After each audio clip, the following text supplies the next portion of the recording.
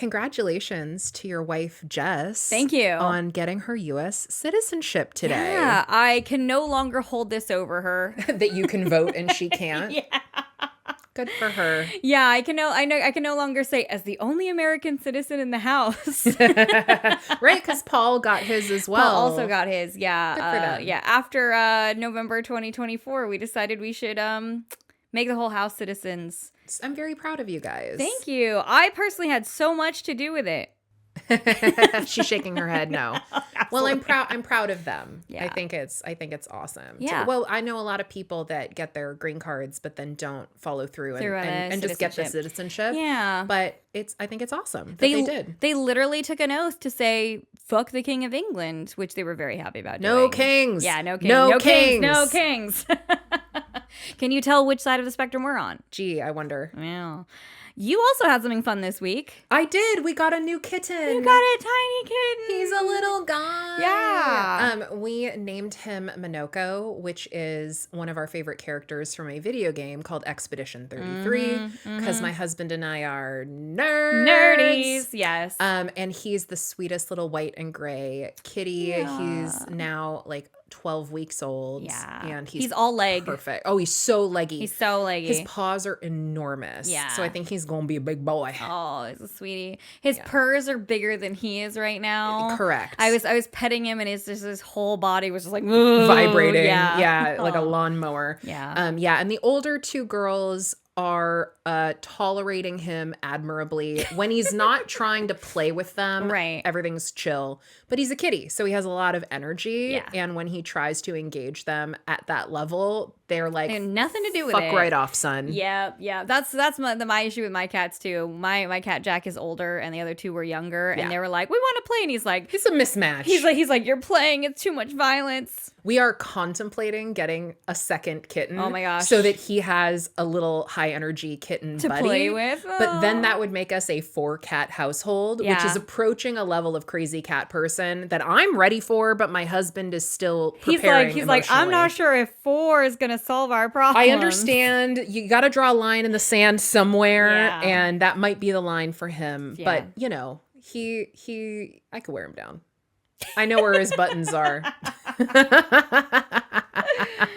Nice. Yeah.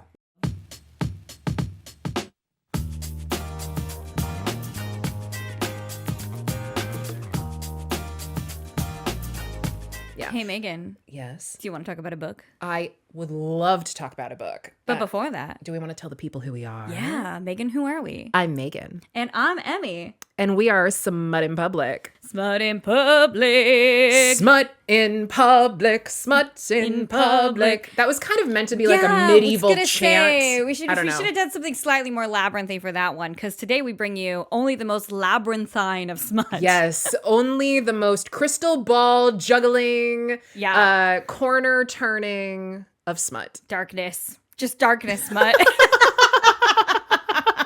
We kind of flubbed that one. Yeah, that's all okay. right. So all that is to say, today we are doing Until the World Falls Down. Yeah. A book that you brought into my life. Yeah. For which I will be eternally grateful. Good. I'm so glad you enjoyed this one. This was one of my favorites. This is one of the first ones that I started reading when I got back into smut. And it was specifically advertised to me as a labyrinth fanfic, kind of. Which it clearly is. homage to Labyrinth, which is, maybe if you don't know, because some of you may not, Labyrinth is a very cool movie from the 80s. Yes. About a girl that gets kidnapped and sort of gets put into a labyrinth.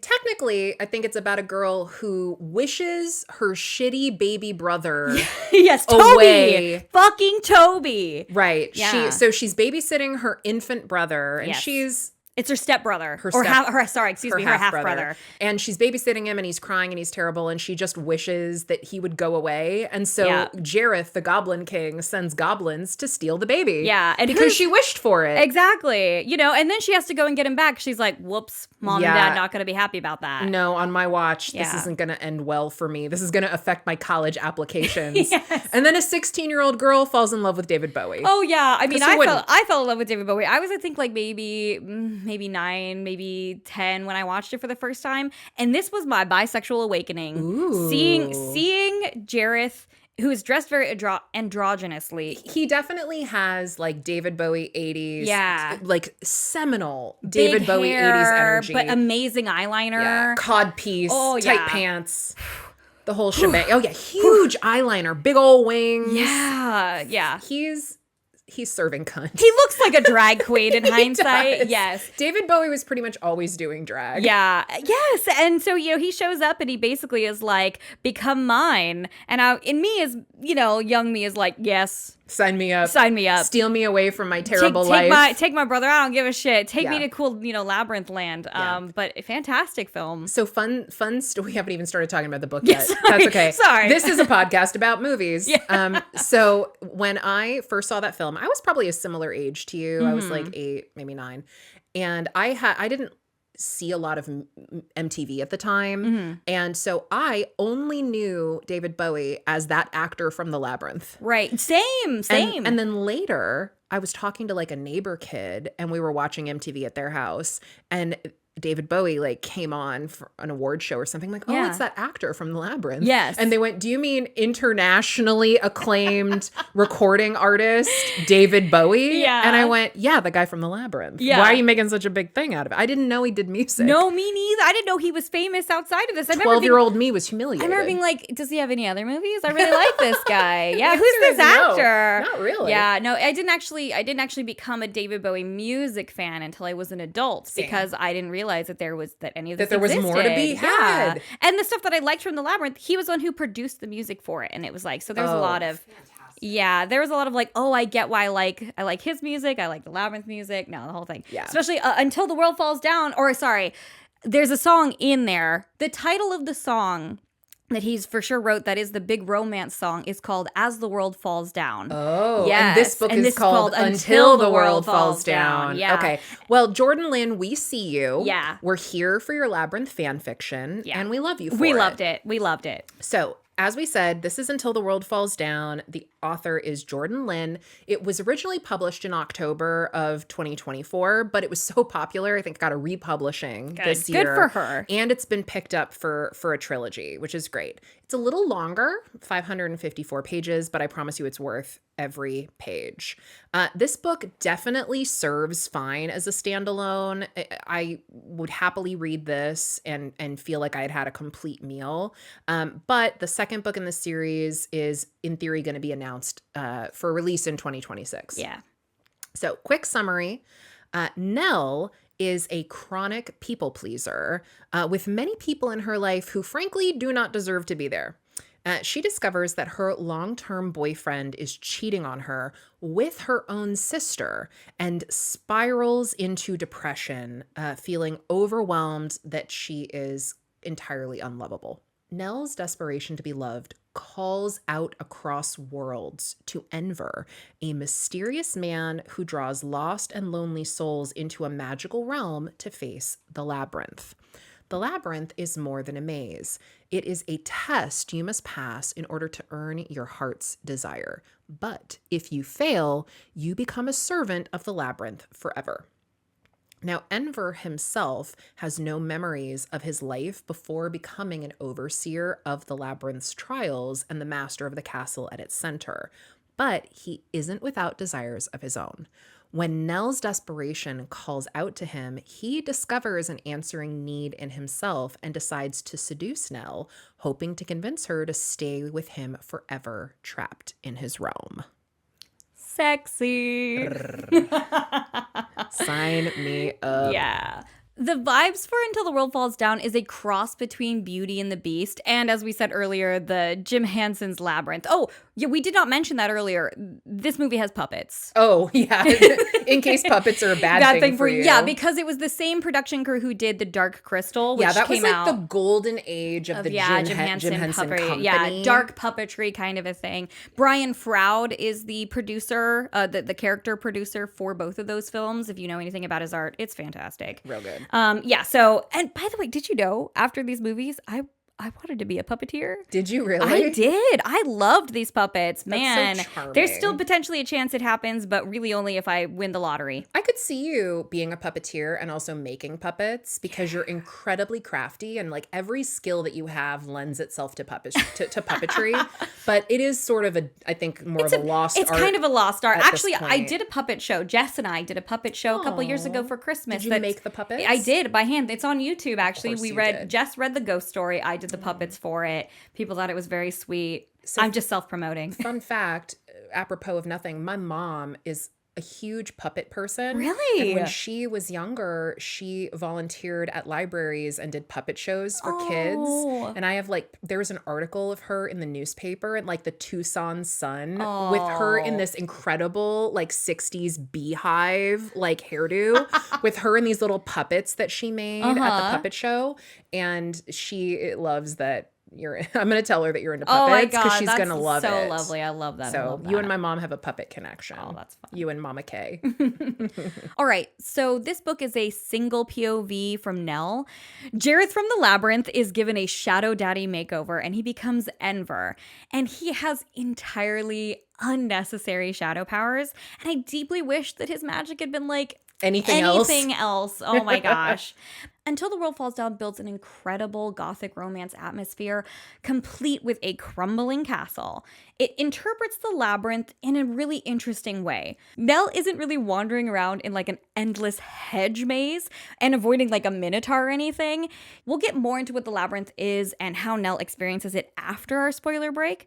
But this book is a personal exploration for Nell on what love is in every form. Love for yourself, familial love, romantic love. It is a deeply emotional book with cool magical trappings that do feel a little bit random at times, but they are put together in a story that has good pacing and really compelling intrigue. All right, so for content tags, I had to give Megan her own special content warning for this because there is a horrible boyfriend betrayal at the beginning. Some of the themes are really heavy about past relationship trauma, betrayal, depression, and isolation. Yeah, in particular, you warned me and said, Megan, there is a scene where a shitty boyfriend has spent the main character's money on another girl, which definitely is a thing that has happened to me. And I was like, cool. I thank you for the heads up. I'm still going to read it. Yeah. I was like, it's only for the first couple pages, but forewarning. I was so grateful that you did that. You're welcome. I actually figured you were going to close the book and throw it if I didn't warn you. I've grown. Good. I've grown. And that was a long time ago. Yeah, that's fair. This point. That's fair. So spice rating for this book, I think it earns a solid 5. Right? Yes. The amount of spice was perfect for my particular tastes. You will see in our spoiler section that Nell kind of alternates between spending time in the labyrinth and then getting a little break where she gets to have some spicy stuff with Enver before going in again.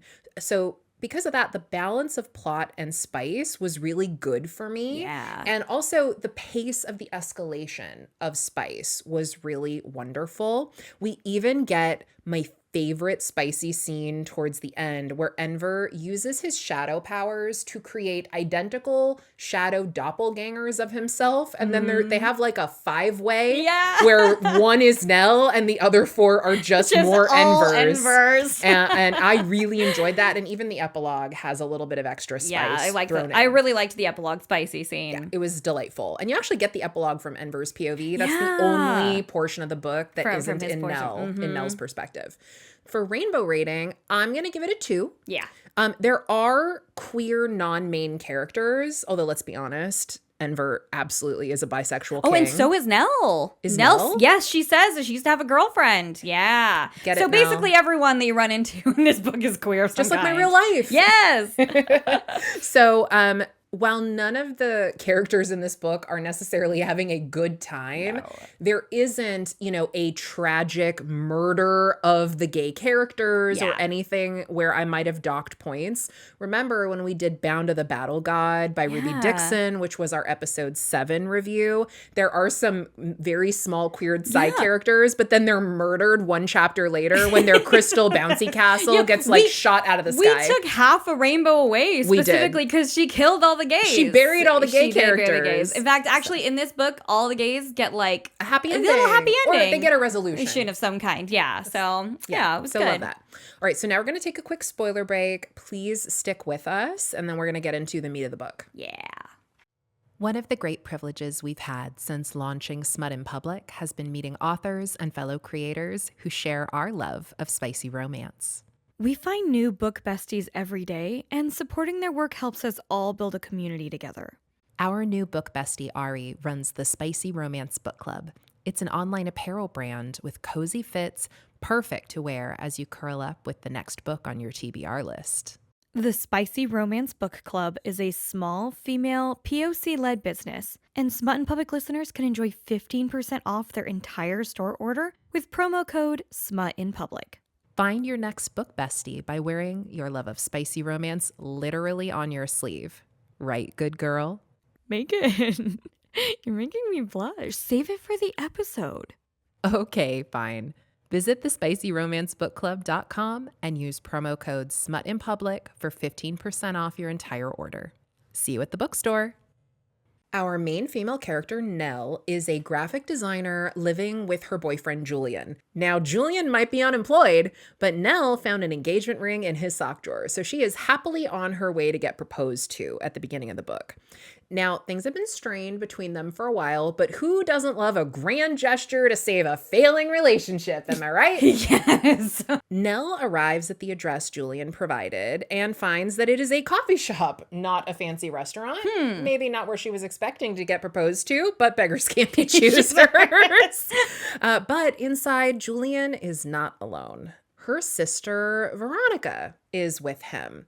Now, Nell is still processing the weird vibes in here when she notices that sock drawer engagement ring is on her sister Veronica's finger. Mm-hmm. Julian and Veronica come clean that they've been having an affair for over a year, and their mom knew about it. The reason that nobody told her sooner is Nell has basically been funding the lives of these three people, and they did not want the gravy train to end. But of course, now that they're going to get married, the cat's got to come out of the bag. Yeah. And I want to point out that they make her buy the coffee for the breakup conversation. Yeah, they fucking do. Yeah. And they make her literally 3 cups in a hand, bring them over to their table. I'm literally sweating about how stressful this scene was for me personally. The whole first part of this book, I was just like, oh no. It just keeps getting worse for our girl Nell. So sad. Nell's getting a lot of L's today. Yup. So Julian pulls the classic cheater move of blaming Nell for his own behavior, basically saying that Nell is so desperate to be loved that she enabled him to treat her this way. Gross. Ew. Boo. Major ick. Yeah. Later that night, Nell decides to drown her sorrows in alcohol and anonymous sex. And more power to you, Nell. Godspeed. So she puts on a little black dress and she heads to a club. Now, Nell is sitting in a corner feeling absolutely miserable for herself. You know, why didn't Julian love me the way I wanted him to? How could my own sister do this to me? Am I unlovable? Like, please, someone just love me. And a handsome, dark stranger saunters on over to her and they start dancing. Oh. And they're moving and it's sensual and it's intimate and he's whispering really naughty shit into her ear. Mm-hmm. And this is exactly the distraction she wanted. So she lets herself get swept up in this feeling of being desired and agrees to go home with him. Now, he pulls her into an alley behind the club and does like a quick birth control and they STI check. They have a really good thing where they're like, hey, I'm clean. Are you clean? I'm on birth control. Is that Very okay? mature. Yeah. Enver. Really love that consent and STI check rep. Incredible. But then as they're making out against the wall, Nell falls backwards through a shadowy magical doorway. Shadow daddy alert. Sorry, Kendra. Sorry, Kendra. AKA Mrs. Longreads on TikTok, one of our TikTok besties. We're covering another shadow daddy. We're sorry. We are, but it's worth it. It's worth it. Yes. Nell is not drunk on alcohol, but she is drunk on this man's sexual energy. And as they suddenly appear in a fancy gothic sort of room, she doesn't take the time to ask, how did we get here? Irrelevant. Yeah. Keep kissing me. Yes. But this man, he keeps checking in, making sure that she wants to be here and that she wants the pleasure that he's promising her. And she does have every opportunity to stop things. But Nell, she is intent on having a one-night stand with this sultry stranger. We learned that this man's name is Enver, which is definitely not the word never, just slightly misspelled. And he tells her this because he wants her to know what name to call when he's making her come. Perfect. So hot. Oh my gosh. We get glimpses into how terrible her ex Julian was through her intimacy with Enver. She assumes that there's not going to be any foreplay, so she gets into position, which is doggy facing the wall. And Enver's like, wow, like, what are you doing? And she kind of realizes to herself, oh, wait, Julian loved this position because I was facing away from him. Yeah. And probably so he could pretend I was my sister. Oh, and she's like, oh, the ick. Yeah. Ick. And Enver's like, you have obviously had a super selfish lover. And he proceeds to show Nell exactly what sex can be like when your partner is focusing on your pleasure instead of theirs. He teases her and he edges her, and at one point during their play, he puts her hands up over her head, and despite not using any handcuffs, she realizes that she can't actually move them. Shadow powers. Yeah. Hint. And she, again, is so sex drunk that she does not process that this is weird in any kind of way. Yeah. When she finally sees Enver naked, he has this rather alarming scar on his chest, which looks like someone has ripped his heart out. And he reassures her, like, I'm fine. I don't try to think about these scars, so you shouldn't either. I mean, it's a one-night stand. Yeah, Don't ask questions. She's like, that's weird. Yeah, or back to orgasms. Yeah. And he does. He proceeds to fuck her with an inch of her sanity. And he's saying all the right things, telling her how beautiful she is when she comes and how her body is everything that he could want. And he promises to give her heart's desire if she agrees to be with him until the world falls down. And sex drunk and at her most vulnerable point, she screams, yes, as she orgasms. Incredible. Yeah.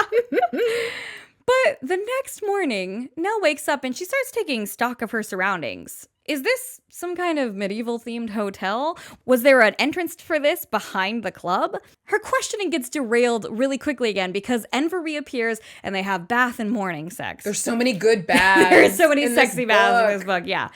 She's tempted to ask to stay longer, but she doesn't want to seem clingy, so she tries to leave. Yeah, this is only the first time back on the horse, girl. Yeah, she's like, you know what? We've had a lovely night. I shouldn't push it, right? Yeah. But Enver tells her that she can't leave. When she objects, he reminds her that she promised to stay last night, and he admits of all the people that he's taken oaths from, well, she's the first one that he's ever fucked. Danger. Danger alert, danger alert. True crime senses are tingling. Oh yeah. So she does the right thing. She runs.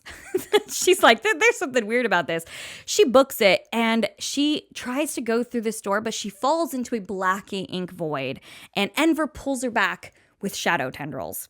Enver closes that door and he reopens it, and now it leads to a banquet hall filled with breakfast foods, and they all sit together while he explains to her her situation. This castle is part of the Labyrinth, a magical place where desperate people are given a chance to earn whatever they desire most. If someone completes the labyrinth, they go home with their desires fulfilled. If they fail, they become servants of the labyrinth. And forever. And Megan, how many people do you think have finished this labyrinth? Oh, it's 2. It's 2. 2 out of how many? Hundreds. A lot. So, still a chance. It's possible. Sure, people have done it. Enver makes Nell an offer that he has never made to anyone else before. If she agrees to give up on the labyrinth and stay with him forever, he will be her devoted lover and provide her an eternity of orgasms. Oh, fun. This is all overwhelming and quite frankly unbelievable to Nell. She considers her options, but nagging in the back of her head is Julian's voice saying, you're going to fall into the arms of the next person that shows you the littlest bit of affection because you're that desperate to be loved. And she does not let herself get swept up in the emotion of this and in the madness, and basically demands to be allowed to start the labyrinth. Yeah. If that's what it's going to take for her to go home. Mm-hmm. Annoyed by her refusal, Enver declares that Nell only has 48 hours to complete the labyrinth before she's whisked away to a hedge maze outside the castle. While Nell is exploring the exterior grounds, she runs into a fountain with a statue of a woman in the center. And in the water, she finds a heart-shaped pendant with 2 pieces of broken ruby in the setting, which is in the shape of a heart, and then she stashes it in her pocket. Both of those discoveries are going to be incredibly important to Enver's mysterious backstory later. Nell also meets a woman in the fountain courtyard named Isla. Apparently, this is another victim of the magical labyrinth. Now, Isla is really creeped out when Nell uses Enver's name because apparently he does not bother giving his other victims a way to address him. I guess they just call him Daddy. Yeah, they call him the Lordling. My lord. Oh yes, my lord. Lordling. They call him my lord. Yeah.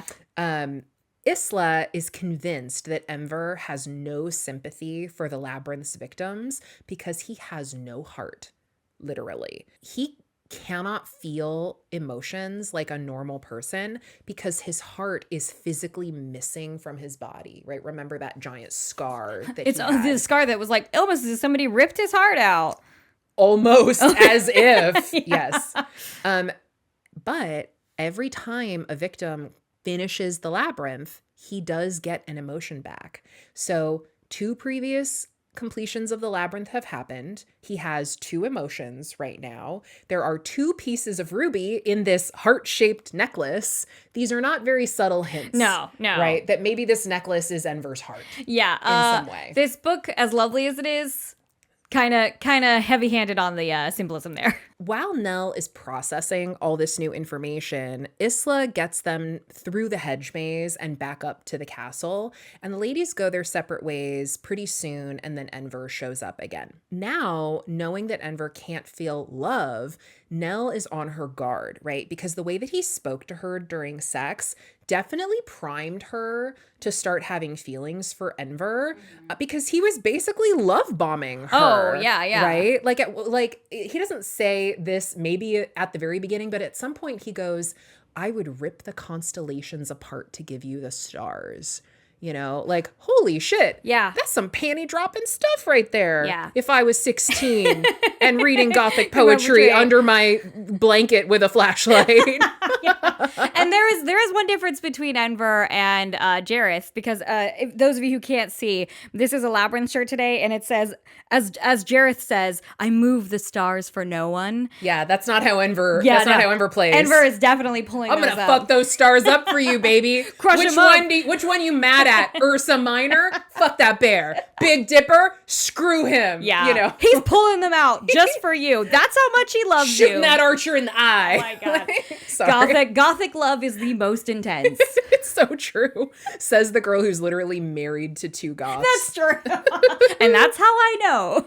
It's true. So in this moment, Nell rebuffs Enver's romantic overtures, right? She does not want to waste her limited 48 hours swooning over another guy who is incapable of loving her, no matter how many orgasms he gave her, okay?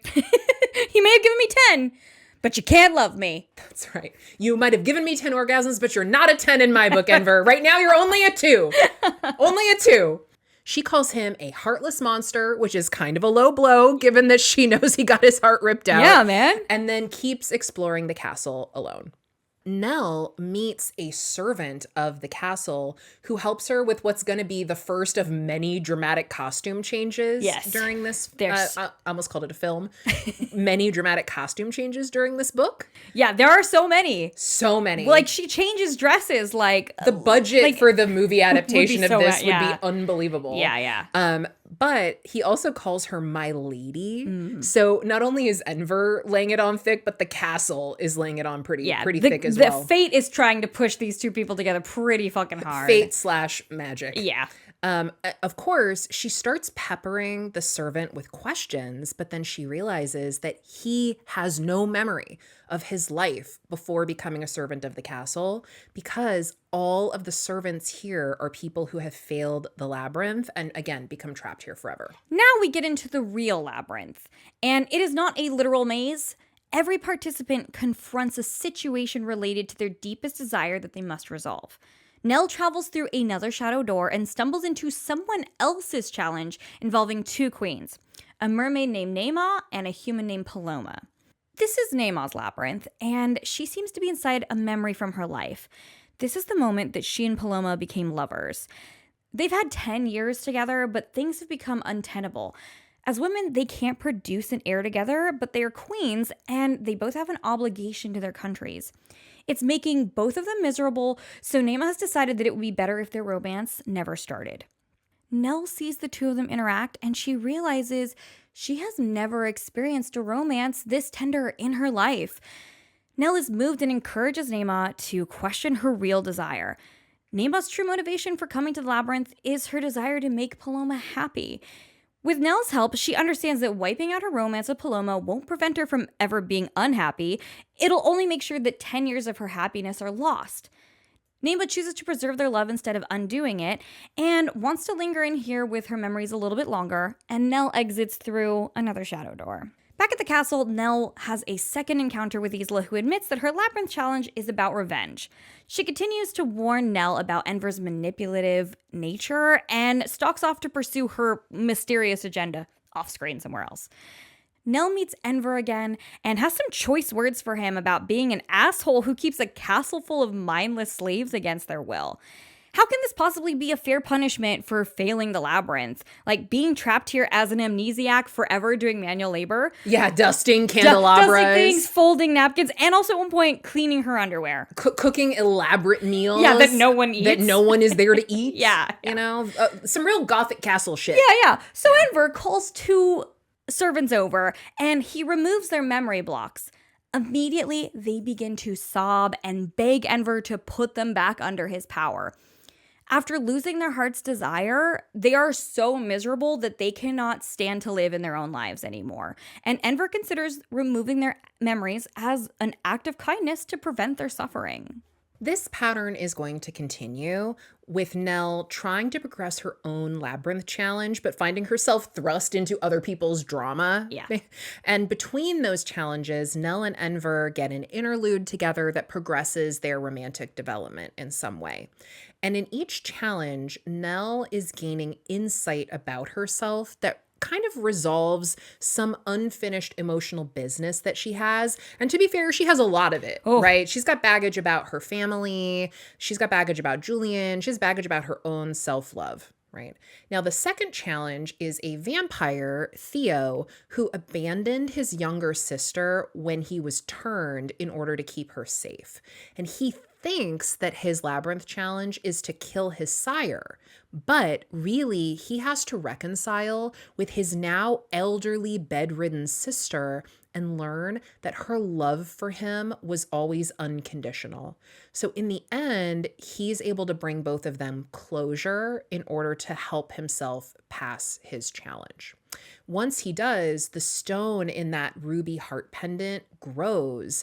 Because again, every time someone increases a challenge, another piece of Enver's heart basically is returned to him and he gains a new emotion. Unfortunately for Enver, this time the emotion is sorrow. Yeah. What a rough thing to suddenly get back, right? Big bummer. So very cool. The castle is like a physical manifestation of Enver and his power. So now that sorrow is overtaking him, everything is crumbling and in disrepair. And in his, the depths of his sadness, he begs Nell again to please give up on the labyrinth and stay with him.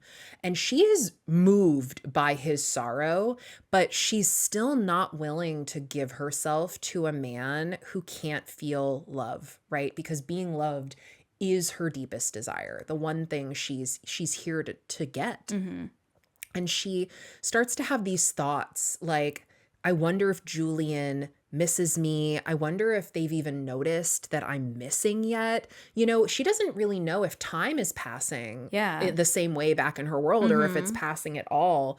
And in his despair, Enver gets kind of angry and questions why she's clinging to this life that was filled with people who only ever hurt her and took her for granted, right? He might not be able to love her, but he will worship her like a goddess. Oh, yeah. Right? And baby, doesn't obsession feel pretty good? Oh, he was doing a tough sell there, yeah. It was a good sell. Oh, man. Although, honestly, from a true crime standpoint, Nell has suddenly disappeared from the world. If she stays gone here in Labyrinth Land, you know who the first people are going to look at? The ex-boyfriend and the cheating sister. Ex-boyfriend and the sister who've been using her for all of her money. That would be a great punishment for them. Oh, yeah. You just disappear entirely and then 2 years of their lives are ruined with police just the police constantly going, what did you do to her? Where's Nell, Julian? The Netflix documentary of what happened to Nell. Yeah, exactly. And they're like, we promise we didn't murder, and no one believes them. Meanwhile, she's in Narnia. Yeah, good for her. That would be the true revenge there. Yes, the best vengeance is being isekai'd into a magical world while your shitty ex is blamed sister for take your the murder. blame for your murder. Oh my God. That is great. For the next challenge, Nell meets a fox man named Aki who is mourning his murdered lover.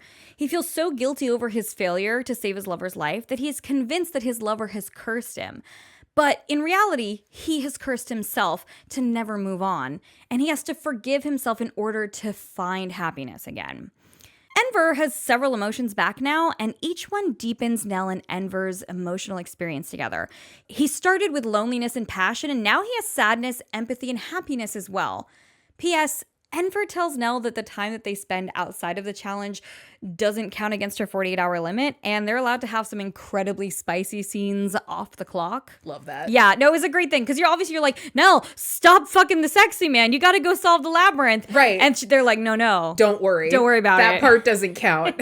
Which, the rules are a little bit arbitrary, as we said at the beginning, but I don't care. I'm like, yes, pause the chess clock so that they can fuck on a throne. Now, that should be the only thing you're allowed to pause in chess. You're allowed to pause the game if only if you have sex on the board. Only if you have sex on the board, yeah. But then you have to put all the pieces back afterwards. A lot more people would watch chess. Yeah. I'm just saying. I'm going to start a chess-based OnlyFans where I move the pieces with my sexy, polished toes. Right. It's only sexy until we look at the Wikipedia list of the chess winners, all the chess masters, and then we're like, never mind. Accurate. But this time for sexy stuff. Enver creates a throne and tops from the bottom, getting Nell to command him. Nell has another one of her crappy ex flashbacks, but Enver is able to soothe her out of it, saying, I don't actually mind you comparing me to Julian because all of these comparisons are only ever in my favor. And we get to learn, by the way, Julian does not go down. So her sister can keep that trash, all 100%. Right? 100%. Yeah. And Nell has a moment to ask, how did you get so good at sex? Have you had a previous lover? And he can't remember. But that doesn't mean he hasn't had them. Yeah, exactly. He's out there, maybe out there somewhere. He tries to play it off like it's natural talent. And then he kind of goes like, it's because I'm so magical. Magic sex, yes. That's how that works. Dance, magic dance. Dance, magic dance. Nell starts to nurture this small hope that if all of these emotions are returning, maybe eventually he will actually get the ability to love back. That does seem with the natural progression of where this is going. It seems plausible. Yeah. Nell tries to ask Enver questions about his situation, right? How did you get here? The idea of a curse has kind of been put into her mind now by her last challenge. So she starts to think maybe you're cursed to be here too, right? You're missing memories. They're missing memories. Why do you have this giant scar? And it does seem like he would answer if he could, but he has no memories of his life before his time in the labyrinth. And it 100% makes Nell believe that he is probably a victim of this place just as much as anyone else. Fair reasons.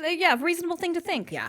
This kind of sets Enver off, though. He asks why she's suddenly trying to turn him into some kind of sympathetic victim rather than this heartless monster that she keeps accusing him of being. And he correctly guesses that it's because her feelings feelings for him are growing. And rather than being pleased that he is successfully seducing her, he's angry at her for, again, being so desperate for love that she's trying to turn her captor into someone more lovable. Yeah. And P.S. pride is an emotion that he already had. Yes. Yeah. Right. Like she's trying to rewrite the narrative to make it okay to fall in love with him. She's trying to justify her Stockholm syndrome, Beauty and the Beast style. And I liked that he was like, no, that is not what you're here to learn, goddammit. Remember, you want to be loved and I can't love you. Yeah. Go on. Just as much as he's like desperate to keep her, he's got enough emotion back for her now that he does not want her to come to any harm either. Yeah. And he acknowledges that he's being selfish by trying to keep her attention. He can't really stop himself from being that selfish, but he's extremely conflicted. And gets more conflicted as the book goes on. Yeah. Which is so hot. It's so good. It's such a good book, guys. So they part ways on bad terms, and she heads off to do another challenge. Now, the next one is super messed up. Yes. Nell, again, goes through a shadow door, and she finds herself back in her home. And she sees Julian, and he's a wreck. He's distraught. He's been worried sick. He has broken up with her sister. And now he realizes that he actually loves her and says the words to her for the first time. Now, Nell is extremely taken aback because the labyrinth is supposed to give her deepest desire. And a big part of her wants this, right? Has always wanted Julian to just choose her. Yeah. And in this moment, he is. So kind of in a daze, she's not able to tell if this is real or not. And she lets Julian kind of start being romantic with her and start touching her. But she gets the ick so fast when he basically tells her to assume the position. Right? Get back in that doggy style. Get back, face the wall. Face the wall, yeah. Immediately shuts it down. 100%. I don't want this anymore. And Julian reveals himself to actually be Morgan, an incubus and another challenger in the labyrinth. So at the end of the day, Nell's lesson in this challenge is learning that even if Julian took her back now, she doesn't want that. Yeah. And basically, you should not give your energy to people who won't return it to you. Yeah. No, this one was a good life lesson. Don't date an incubus. Yeah, and she definitely knows now. She's like, even if I get out of here, I'm not going back to Julian. I'm not going back to Julian. And she's secure in that realization and feels really satisfied with knowing that. Yeah. Which we love for her. After this challenge, Nell encounters Isla, who reveals that she has more tea to spill about Enver than she's let on. She tells Nell that she knew Enver before he was cursed. He was a horrible person who took the heart of someone he wasn't supposed to, and that he earned his punishment, and he definitely deserves it. Isla asks Nell if she could use her special relationship with Enver to help Isla access the throne room. And why she needs to go there, no one knows. But, we're not asking questions. Because Nell assumes that helping Isla is part of her labyrinth challenge, so she agrees to help her find out. Yeah, find out. We get to watch Nell seduce Enver for information, which is delightful. He's suspicious, but he doesn't really imagine that anything he tells Nell is actually dangerous to him. So he lets Nell have her way with him.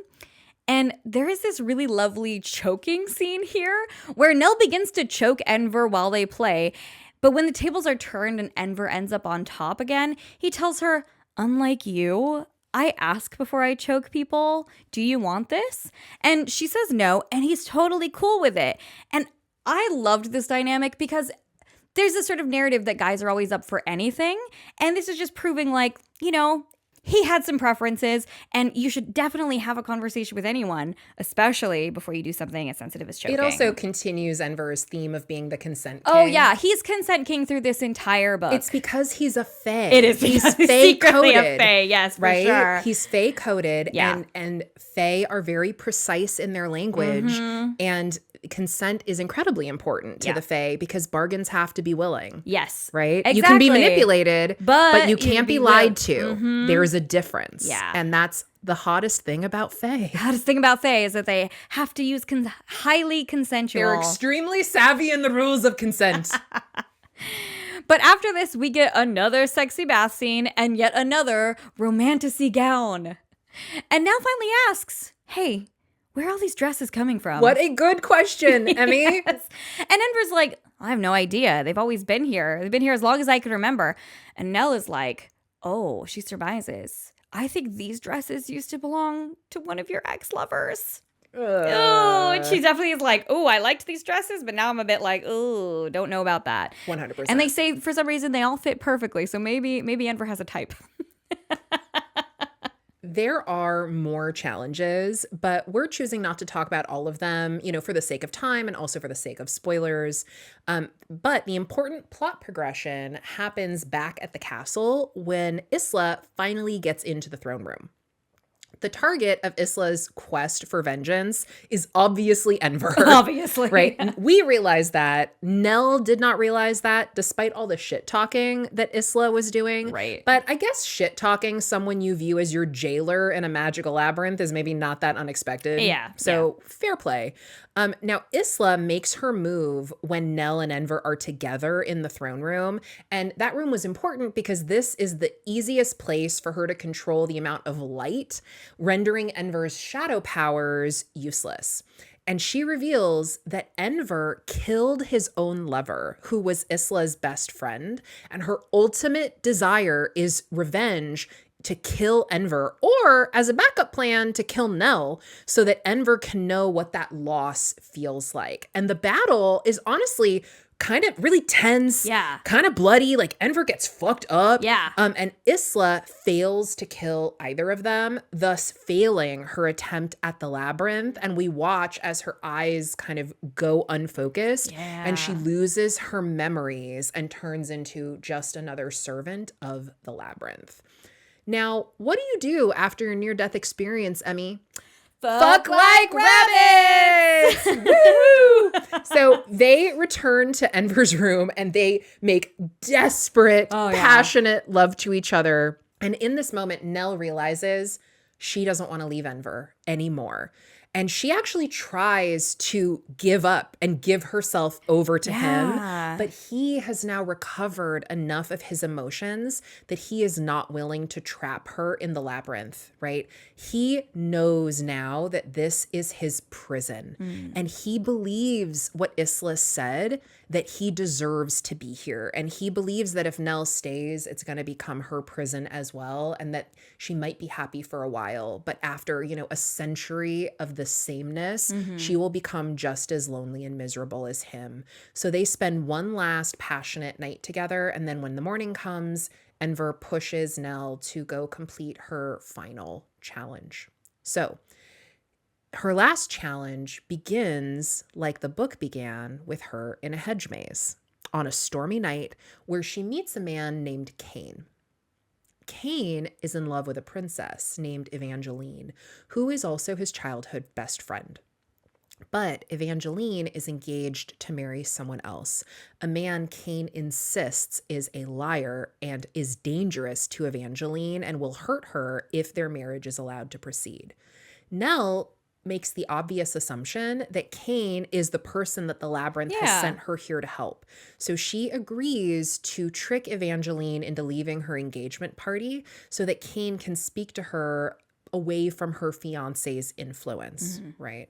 And Nell does consider failing this challenge on purpose so that she can stay with Enver, but she finds it really difficult to stomach the idea of letting Cain suffer, letting Evangeline suffer, those things that would happen if she chooses not to intervene. So she decides to go through with Cain's plan in order to help him. While she's in this world, she is going to run into a younger version of Enver from before the curse took effect. And she is able to watch firsthand this crime that Enver is in the labyrinth being punished for. It is incredibly important and gut-wrenching, and we are not going to spoil exactly what that is. Yeah, because it's too good. It's too good to ruin. It's too good. Things that need to happen before the end of this book. Nell finishes her challenge and she faces down the people in her life that have hurt her. And we get to see if all of that character growth has been worth it. You get to see a resolution to Enver's tragic backstory, and we learn if he and Nell managed to stay together despite the curse and a magic labyrinth coming between them. The last act of this book is tragic and heartrending.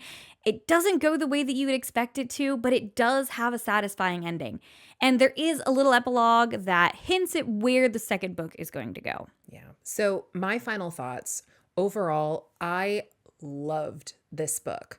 The vibes were immaculate. It was incredibly atmospheric. It took me back to high school, reading Gothic poetry, in my sad little room. I constructive criticism only. The middle of the book had slowness. And there was a point where Nell said, how many challenges do I still have? And Enver goes 5. And both Nell and I went, that's too many. No. That's a lot. Even though one of the challenges ends up being a twofer, I definitely think the author could have consolidated the middle of this. Yeah. Not by a lot, but maybe like one challenge. Yeah, maybe one challenge down. Yeah. And as much as I like the style of this book, I have to admit that even after reading it twice, the challenges kind of like mush together in my mind, and I can't recall like all that much detail about them. And there are some in-between scenes that are not as spicy enough to sort of feel like reward for having gone through them. And I kind of felt myself skipping through them to try to get back to the good stuff. Yeah, kind of rushing. Yeah, I was like, oh, are we not doing spicy? Are we just doing gazing at each other and Enver talking about how he's going to rip the stars down? Lovely, but, if we're not ripping a bodice, I want to read it. Yes, exactly. The format of this book is very similar to Divine Arrows, which was in our last Indie Authors episode, where the FMC is going through challenges in hell and she has relationship development in between the layers. So I did think that those two books were very similar. So if you like this one, you might like that one. Yeah, go ahead and check out Divine Arrows after this.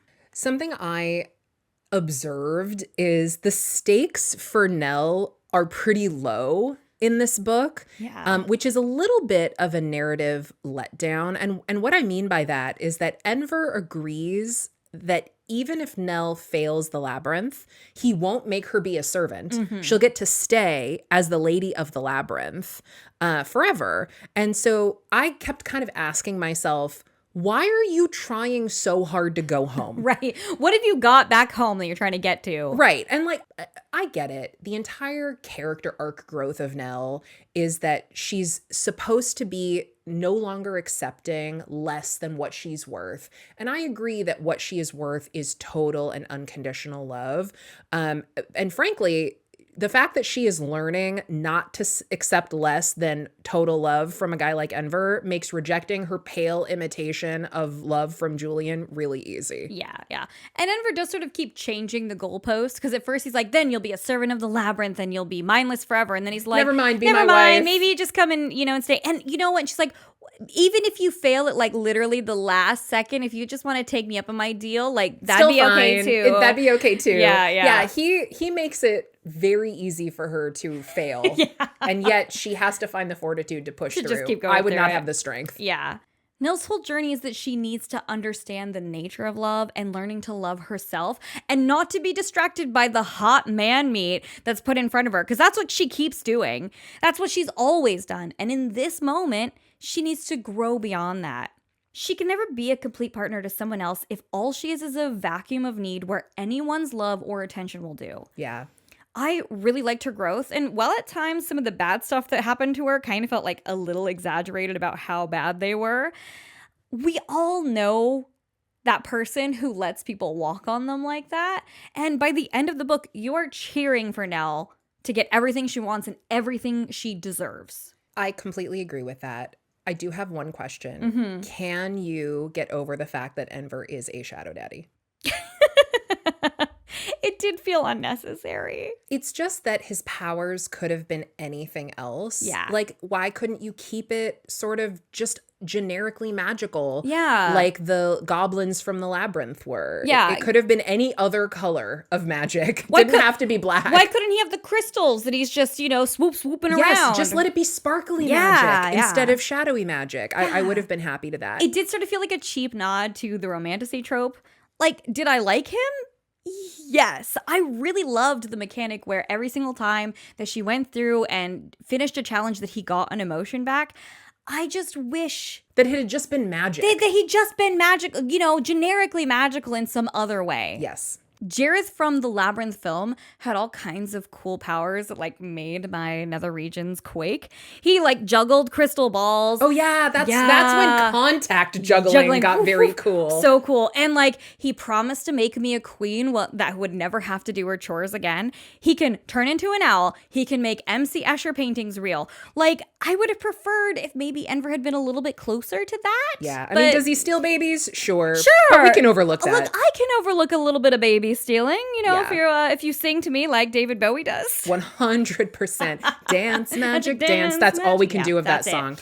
So bottom line, this was a 5-star book for me. I adored it. I am so grateful you introduced it to me. I'm going to recommend it to my friends. It had very strong emotional depth from all of the characters. And again, big shout out to the 5-way scene where Enver makes copies of himself and they all fuck Nell at the same time. Also, I cried at the end of this book. Oh my gosh. I don't have a cry award, but it earned it. Yeah, for me, 5 stars. 5 stars. I fucking weeped. Okay, at the end of this book. For the whole like last section, it is tragic. I was crying.